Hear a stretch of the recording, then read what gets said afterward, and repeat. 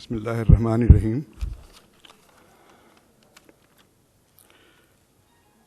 مجلس فخر بحرین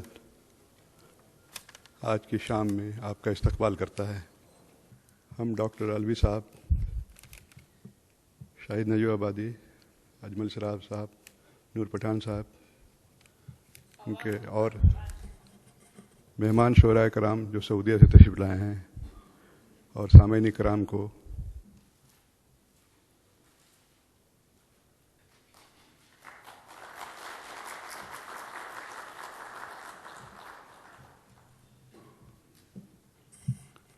شاہد نجیب آبادی۔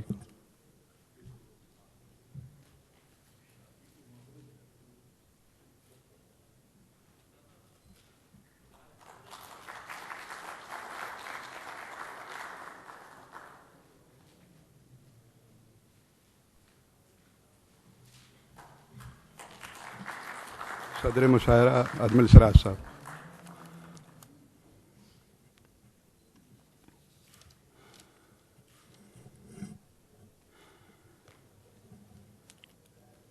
حاضرین، ہر شام کچھ نئے رنگ لے کر آتی ہے، مگر آج کی شام بحرین کی ادبی تاریخ میں ایک اور اضافہ کرنے جا رہا ہے، اور مجھے یقین ہے کہ علم و ادب سے تعلق رکھنے والے آپ سامعین آج کے مشاعرے سے بھرپور محظوظ ہوں گے۔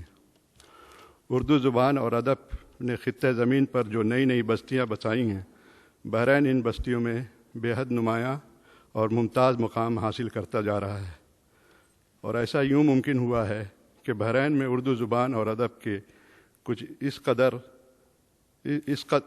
قدر قدآور شخصیات ہمیشہ رہیں جنہوں نے علم و ادب کے فروغ کے لیے تن من دھن لگایا۔ مجلس فخر بحرین بھی کچھ حد تک اس میں شامل رہا ہے۔ آج کی شام کچھ یوں مختلف ہے، اس کی مزید بتانے کے لیے میں سرپرست اعلیٰ جناب شکیل احمد سربدی صاحب مجلس فخر بحرین سے گزارش کروں گا کہ وہ تشریف لائیں اور اپنے استقبالیہ کلمات پیش کریں۔ شکیل سربدی صاحب۔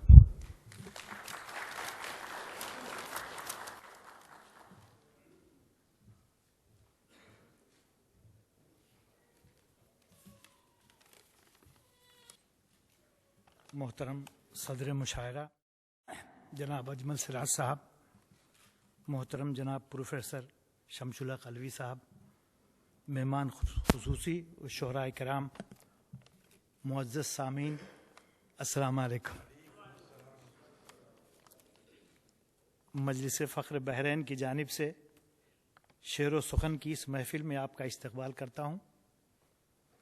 ہماری آج کی اس محفل میں جہاں آپ جیسے محبت کرنے والے جمع ہوئے ہیں، وہیں فضا میں محبت کے نغمے عام کرنے والے بھی موجود ہیں۔ معزز صاحبان ذوق، اردو زبان رفعت خیال، پاکیزگی، اخلاق، شائستگی، فصاحت، بلند ہمتی، جذبات کی بلندی، بیان کی دلکشی، شگفتگی اور دل آویزی اقدار و تہذیب و معاشرت کو اجاگر کرتی ہے۔ زبان کی نفاست اور حسن کی تعلیم اور تربیت ایک اچھے معاشرے کو پروان چڑھاتی ہے۔ اردو زبان نے ہر دور میں تہذیب و آگہی دی ہے۔ اسی زبان نے اپنی چاشنی سے علم و ادب، حکمت و منطق کے چراغوں سے زمانے میں روشنی کی ہے۔ زبان ہمیشہ تہذیبی قدروں کو جنم دیتی ہے۔ زبان اپنے عہد کو محفوظ کرتی اور علم و تہذیب کو روشنی عطا کرتی ہے۔ اردو میں شعر کہنے کی روایت کو عالمی شعری سرمایہ میں شاید سب سے زیادہ عظیم قرار نہ دیا جا سکے، لیکن شعر سننے اور سراہنے کی مجلسی روایت اور روزمرہ کی گفتگو یا رسمی تحریر و تقریر میں اشعار نقل کیے جانے کا چلن اردو والوں کے ہاں کسی طور بھی کسی دوسری بڑی زبان سے کم نہیں ہے۔ شاعری کے ساتھ اس والہانہ لگاؤ کی بدولت اس خطے میں مشاعرے کے ادارے کی صورت میں شعر سننے سنانے کی ایک ایسی روایت نے جنم لیا ہے جس کی مثال دنیا بھر میں کہیں نہیں ملتی۔ مشاعرے کی روایت کی شکل میں شعر کو سماعت کرنا محض ایک خواص پسند علمی و ادبی کام سے آگے بڑھ کر ایک مکمل سماجی اور ثقافتی سرگرمی کا روپ دھار چکا ہے۔ ان نشستوں میں عرض سخن اور داد سخن کا عمل دوسرے تمام روایتی ذرائع کے نسبت زیادہ براہ راست اور والہانہ ہوتا ہے۔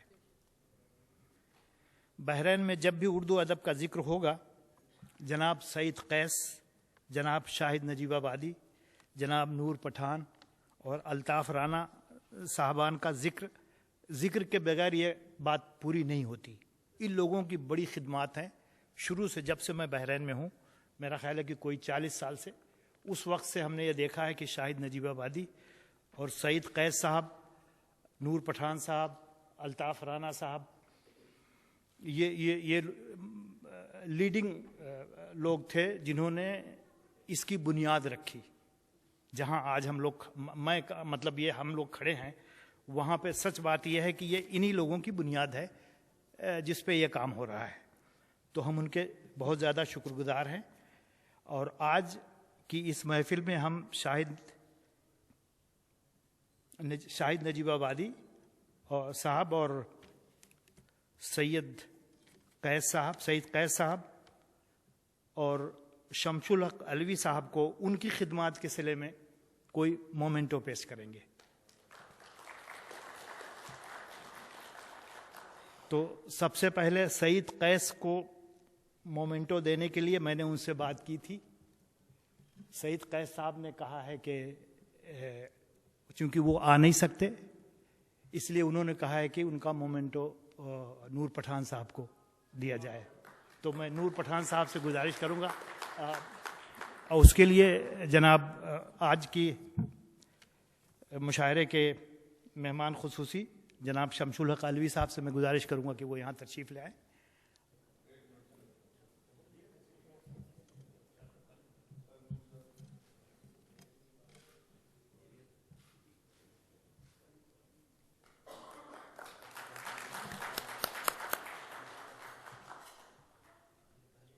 علوی صاحب آپ یہیں تشریف لاتے تو اچھا تھا۔ اگلا مومنٹو شاہد نجیب آبادی صاحب کو دینا ہے۔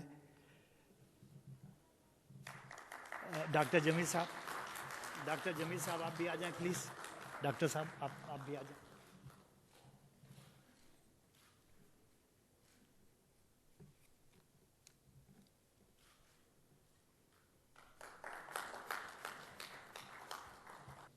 تیسرا اور آخری مومنٹو ہم جناب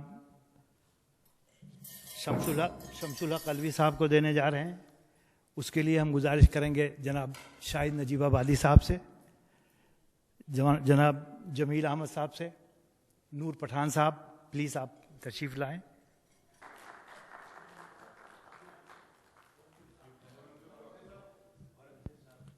میں اورنگزیب صاحب سے گزارش کرتا ہوں کہ وہ بھی شامل ہوں۔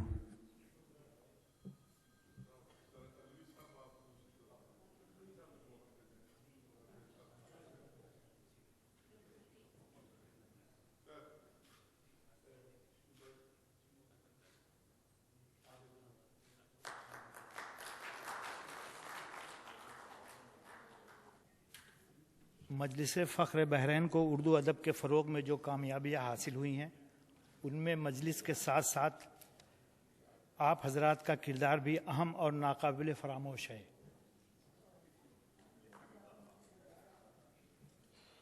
مجلس فخر بحرین کا اردو زبان و ادب کے فروغ کا یہ سفر اب آپ احباب کی تعاون کے بغیر ممکن نہیں۔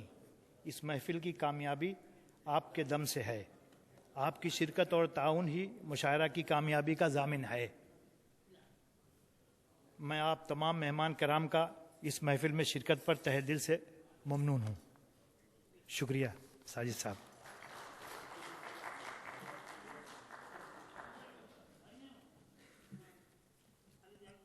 تاخیر ہو گئی، سامعین کا انتظار تھا اور پھر وقت کا بھی تقاضا ہے کہ مزید تاخیر نہ ہو۔ میں آج کی شام کے ناظم مشاعرہ جناب نعیم جاوید صاحب سے التماس کرتا ہوں کہ وہ تشریف لائیں اور آگے کی کارروائی ان کے سپرد ہے۔ السلام علیکم۔ محترم المقام جناب شکیل صاحب اور عزیزان گرامی قدر و شعراء اکرام اور معزز خواتین اور عزیز بچوں، اولین مرحلے پر ہم نے جناب شکیل صاحب کی زمزمہ سنجی سنی. کس قدر خوش آہنگ اور کس قدر نک سک سے سجی ہوئی زبان، پسینے چھوٹ جاتے ہیں زبان لکھنے کے لیے. یہ اور بات ہے کہ پنڈال میں عوام کا ویسا ہمہمہ نہیں تھا، ورنہ جملے ایسے بھی تھے کہ اس کی ستائش کی جائے. اس لیے میں چاہوں گا کہ اولین مرحلے پر آپ کی داد انہیں ملنی چاہیے.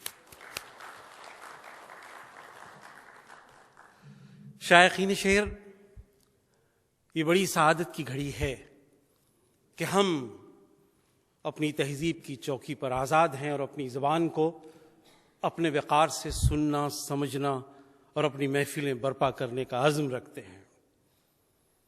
یہاں پہ کسی اقامے کی شرط نہیں ہے، یہاں پہ کسی تہذیبی چوکی کی بھی شرط نہیں ہے، بلکہ ہم مختصر بامقصد افراد ایک شعری نشست برپا کرتے ہیں اور اس کے لیے ایک خوشگوار محفل کا اہتمام ہوتا ہے. اس سلسلے میں میں آپ تمام کو آپ کے حسن انتخاب پر مبارکباد پیش کرتا ہوں اور یہ امید کرتا ہوں کہ اس طرح کی محفلیں آباد ہوتی رہیں اور انہیں وقار بڑھتا جائے. حضار محفل، اولین مرحلے پر میں آپ کی مہمان نوازی ہے کہ انہوں نے ترتیب اس طرح سے جی ہے شعراء اکرام کی کہ مشاعرہ گاہ کی افق پر یہاں پہ جو کہکشاں سجے گی وہ آپ کے ملک سے باہر سے آنے والے شعراء کی ہوگی. تو اسی ترتیب سے میں کچھ شعراء حضرات کو یہاں پہ بلاؤں گا. گرامی قدر جناب اجمل سراج صاحب اگر تشریف رکھتے ہیں تو میں ان سے ملتمس ہوں کہ وہ تشریف لائیں.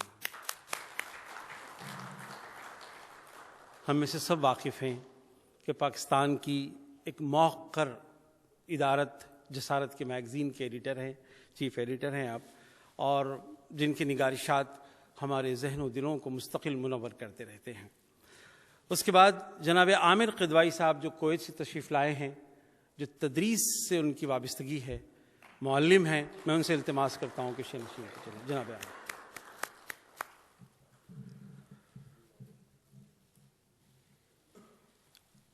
تدریس کی بات چلی ہے تو مملکت سعودی عرب میں ریاض کے شہر میں شفیق ندوی صاحب ایک معتبر حوالہ ہے. میں ان سے خواہش کرتا ہوں کہ وہ ویشہ نشین پر تشریف لائیں. اشارے اور کنائیوں میں کہہ رہے ہیں کہ وہ وہیں پہ محفوظ ہیں. سعودی عرب سے ایک اور شخصیت جو ہماری اپنی ادبی سرگرمیوں میں ہمیں اکثر عروضی کے نام سے جانتے ہیں، جناب اقبال قمر. ان سے گزارش ہے کہ وہ بھی تشریف لائیں.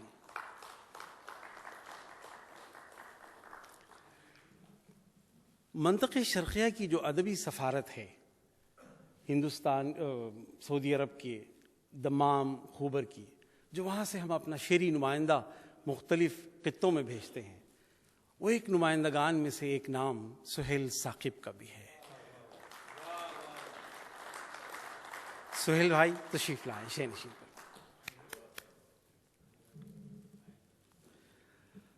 ہماری بزم میں ایک اور مدعو ہیں جو سعودی عرب سے تشریف لائے ہیں، جناب خالد صدیقی. میں ملتمس ہوں کہ وہ شہنشین پر تشریف لائیں. خالد صاحب. ہمارے درمیان ایک نسائی نمائندگی کرنے والی ایک منفرد شاعرہ، نثر اور شعر دو آتشہ بن کے چلتا ہے. بلکہ اکثر محمد علی جوہر کے بارے میں کہا جاتا ہے، میں کبھی ان کے بارے میں بھی کہتا ہوں a candle burning at the both ends, یعنی دونوں جانب سے شمع فروزاں ہوتی ہے.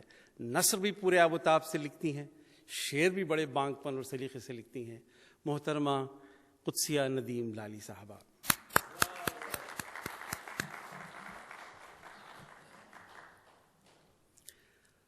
ہمارے درمیان کراچی سے نمائندگی کرنے والے ان دنوں امریکہ میں سیٹل ہیں افضل خان صاحب. بڑا رچاؤ، بڑے تیکھے نقوش والی شاعری اور بڑی داخلی موسیقیت لیے ہوئے ان کی شاعری نمائندگی کرتی ہے، کیونکہ ان کا موسیقی سے راز تعلق ہے. موسیقی برتتے ہیں، موسیقی سے ان کی شناخت ہے اور بہت نکھرے ستھرے شعر کہتے ہیں. میں ان سے بھی ملتمس ہوں کہ شہنشین پر تشریف لائیں. جناب افضل خان صاحب.